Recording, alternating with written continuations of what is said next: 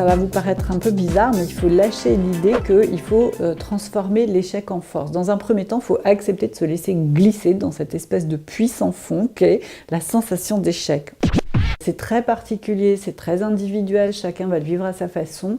Et c'est en acceptant de traverser cette phase où on peut se sentir seul, nul, coupable, enfin bon, que des choses négatives, qu'on va pouvoir, avec le temps, tirer des enseignements de cette situation et voir comment l'amener vers quelque chose de différent. Une émotion qui n'est pas acceptée nous revient en boomerang. Donc on aura beau vouloir, plus on veut l'éviter et plus forte elle reviendra. Donc si on peut, et tout le monde n'est pas équipé pour le faire de la même manière, si on peut, c'est savoir que c'est une phase, qu'on va la traverser et qu'au cours de cette traversée, il va se passer des choses, on va faire des rencontres, on va pouvoir élaborer, on va pouvoir se considérer différemment et forcément, on va transformer ça à l'intérieur de soi. Soit un ami, soit un parent, en qui on a confiance et dont on sait que la personne va pas essayer de nous consoler à tout prix. Parce que le danger aussi de s'adresser à des gens trop proches, c'est qu'ils sont très touchés par notre chagrin ou par notre peine. Et du coup, ils vont essayer de nous consoler, de nous réconforter. Je pense que c'est très préjudiciable ce côté victimisation. Bien sûr qu'il y a des moments où on peut être victime, mais en tout cas, il faut se poser la question. De quoi je suis responsable dans cet échec? C'est quoi ma part de responsabilité dans ce qui m'est arrivé? Et essayer de le faire avec beaucoup de justesse, sans s'apitoyer sur soi, mais en étant très factuel et en mettant là pour le coup de côté les émotions. Bah oui, si j'avais eu plus de discernement, jamais j'aurais signé pour telle école ou jamais je me serais associée avec telle personne. Je trouve que l'échec a vraiment des vertus qui amènent à se questionner très profondément. Qu'est-ce que j'ai fait pour ce projet? Qu'est-ce que je n'ai pas fait pour ce projet? C'est important de se poser cette question-là. Tiens, dans ce projet qui a échoué, qu'est-ce que j'ai pas fait? Qu'est-ce que j'aurais pu faire autrement? Et dorénavant, comment je ferais? Voilà. Peut-être c'est les 4 questions majeures qu'on pourrait se poser. Puis il y a aussi pourquoi on réalise ce projet? Est-ce que c'est vraiment une envie personnelle ou est-ce que c'est pour répondre à des attentes de notre entourage?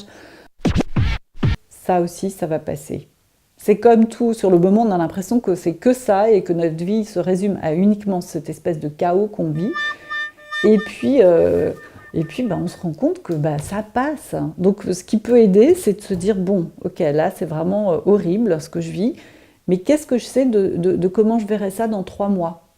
Et déjà, quand on est capable de se projeter à dans 3 mois, alors je dis 3 mois parce que c'est une échelle qui paraît acceptable, ça met en route une dynamique inconsciente. Je pense que ce qui est important, peut-être ce qui peut aider, c'est de vraiment sentir comment on est dans ce projet. Parce qu'un échec, il arrive à un moment donné d'un projet. Si c'est un projet dans lequel on a foi, dans lequel on s'éclate, dans lequel on a plutôt des sensations agréables de découverte, d'apprentissage, d'épanouissement, à ce moment-là, l'échec peut être considéré comme un des obstacles qui viennent nous permettre de valider la pérennité de ce projet. Si le plaisir, si la sensation de découverte, si tout ça est vraiment très très bas pendant l'élaboration du projet, à ce moment-là, on peut se dire peut-être que c'est vraiment pas un truc pour moi. C'est important à prendre en compte. Donc, les émotions, mais aussi les pensées, et puis le corps, les sensations physiques. La boule au ventre tout le temps, c'est pas possible. En tout cas, il y a lieu de se questionner à ce moment-là. Le situer dans le parcours comme quelque chose qui fait partie du parcours au même titre que des études, un examen, et je pense qu'on peut en parler en expliquant ce qu'on a tiré comme enseignement de cet échec. Voilà, ça paraît assez basique, mais rester simple par rapport à ça. Reconnaître aussi que la manière dont on l'a vécu, dire que oui, ça a été pas évident et puis ça nous a permis de rebondir ou dire que non, vraiment, cet échec, ça a été tellement cuisant que du coup, on a changé de direction et ça a été très apprenant pour ça. Donc, c'est être assez authentique là-dedans. Je connais pas de gens qui n'aient pas peur. Hein. Je pense, bah oui, je pense que c'est, oui, oui, oui, je pense que c'est normal d'avoir peur de l'échec. Alors moi, j'ai un truc très simple. C'est OK, la peur, bah, je l'emmène avec moi. Donc j'imagine qu'elle est assise à côté de moi dans la voiture, mais elle est à la place du passager et c'est moi le conducteur. Donc elle vient, mais elle m'empêche pas d'avancer. Voilà, c'est j'y vais, j'ai peur. Voilà, j'ai peur et j'y vais.